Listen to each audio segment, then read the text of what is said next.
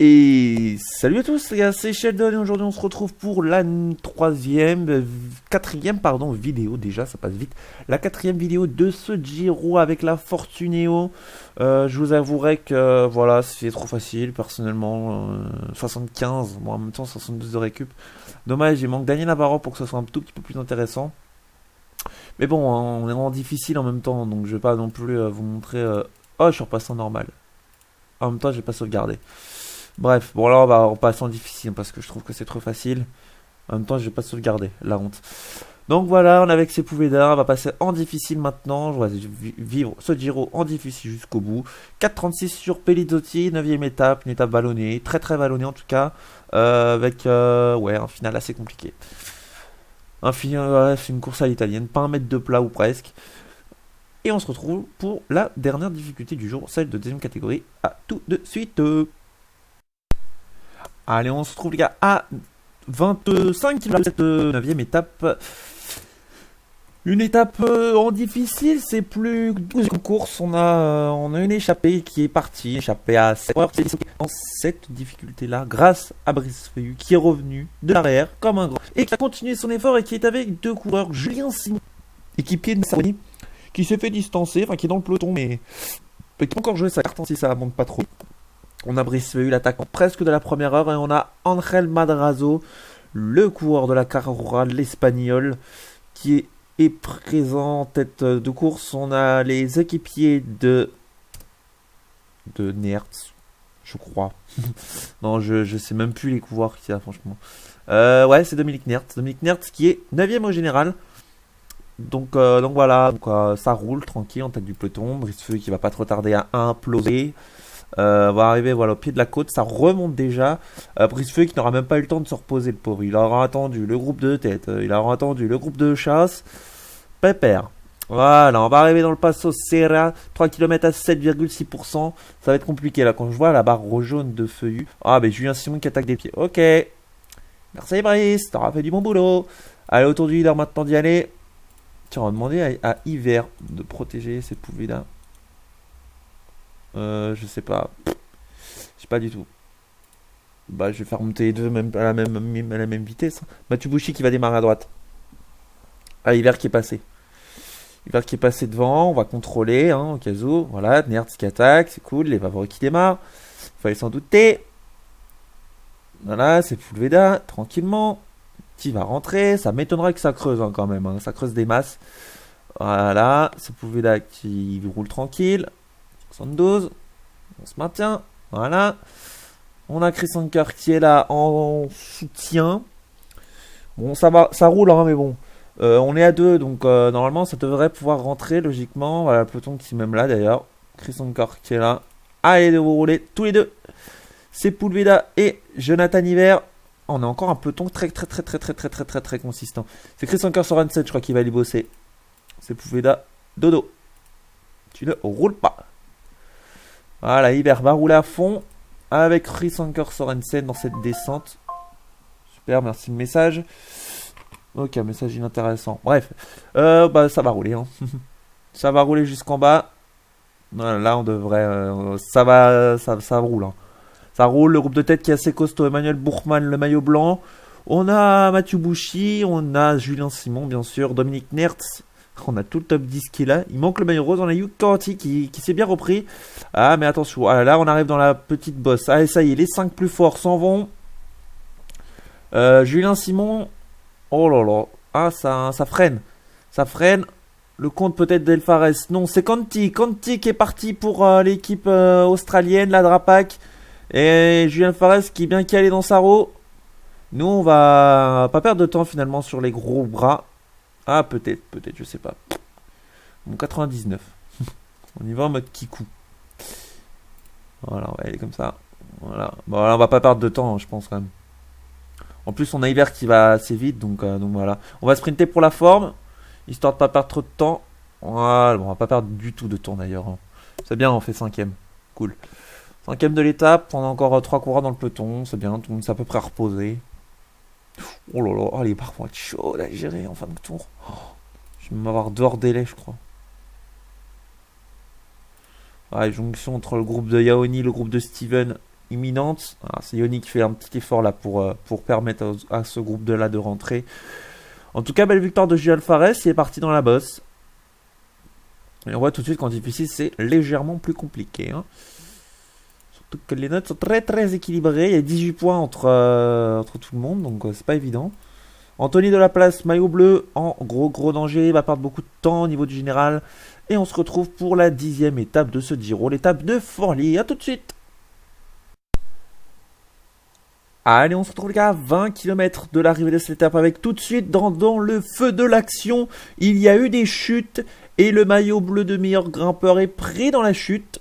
On va voir tout de suite s'il y a des favoris ou pas, j'ai pas l'impression.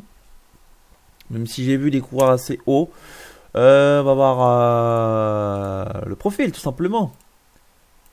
Alors on a Hirt, 16e du général piégé, Papy Rebellin piégé. Ouais, bah il n'y a pas de gros coureurs. Fabio Duarte légèrement décevant dans ce début de tour. Qui est piégé. Ça va aider certains. Ça va aider certains à rouler. On voit Florian Sénéchal qui roule. Et en tout cas l'équipe qui est bien au chaud, bien au frais. En même temps on a un vent contraire. Donc pour rouler c'est encore plus pratique. Ah, ça accélère enfin. Uta va aller suivre Troné. Lui-même va aller suivre Fonseca. Non, il va aller suivre River pour l'accélération. Et River va suivre Fonseca. Voilà, c'est mieux. C'est mieux.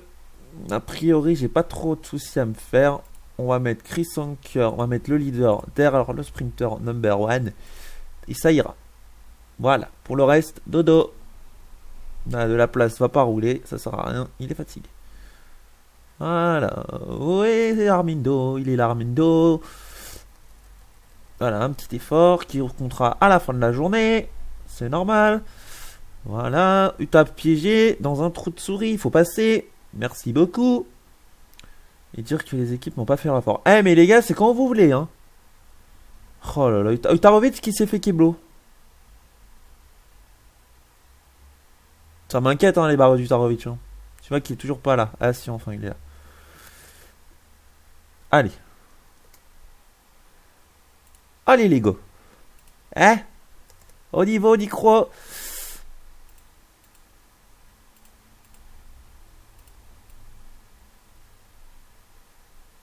Voilà, on est en route maintenant.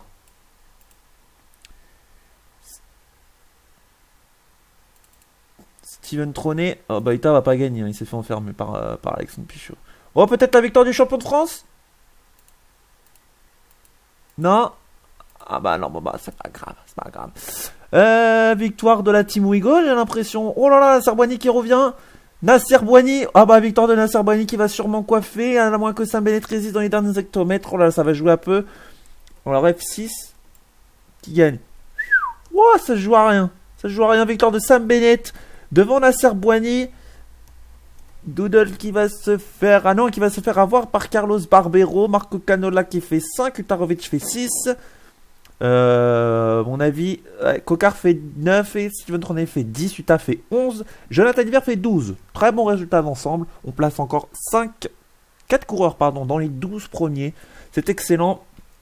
Chris Anker Sorensen va perdre des places au général, je le sais, c'est un peu scandale, mais bon, au moins il se repose, hein. C'est toujours ça de prix dans les derniers kilomètres. Peut-être tranquillo pépère. On se retrouve pour la deuxième étape, à tout de suite.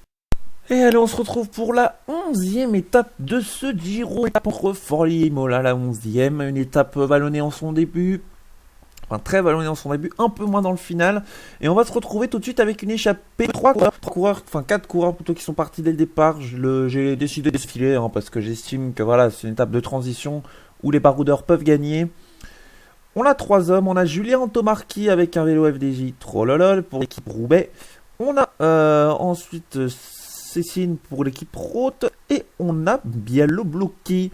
Vous savez, c'est celui qui s'était échappé en début de Giro et qui est avant. On va sortir là du passage le plus compliqué de cette bosse. C'est la petite bosse du circuit et en tout cas le plus fort. Ah bah voilà, le plus fort c'est bien Cécine qui va démarrer. Biello Blocchi c'est foutu. Julien Tomarchi qui garde bien la roue du coureur italien.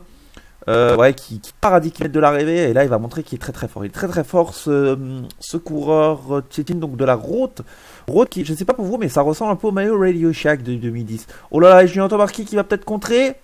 Intelligent de la part de Antomarchi.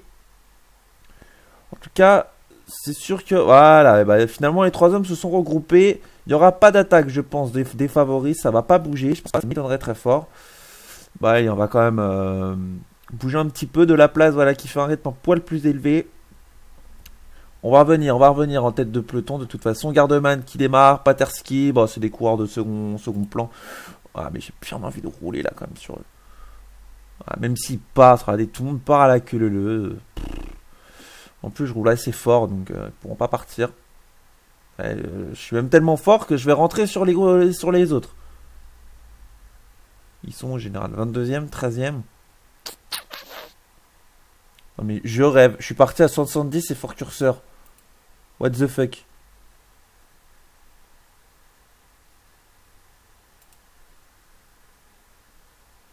Ça descend jusqu'en bas ou pas? Ah, ça descend à peu près jusqu'en bas. On va pouvoir laisser 99. Allez, devant la victoire qui va se jouer entre les 2 hommes et c'est... Bah, c'est Tim qui va les gagner. Un Italien, victoire italienne ici à Imola, devant Julien Tobarchi. Et les favoris, alors que ça roule encore dans la descente. Anthony Delaplace qui fait un énorme travail là. Alors, un travail pourri, je vous accorde. Mais au moins... Voilà, c'est fait. Bravo, messieurs. C'est bien. C'est bien, toi, t'as fait le boulot. Il n'y aura même pas d'écart, d'ailleurs. Hein. C'est Pouvoda qui s'est limite laissé glisser. Ah, même s'ils sprint, ils vont pas reprendre de temps, je pense pas. Ah non, parce que derrière, ça revient vite. Ah, là, c'est Sam Bennett qui fait même 9ème, pour vous dire.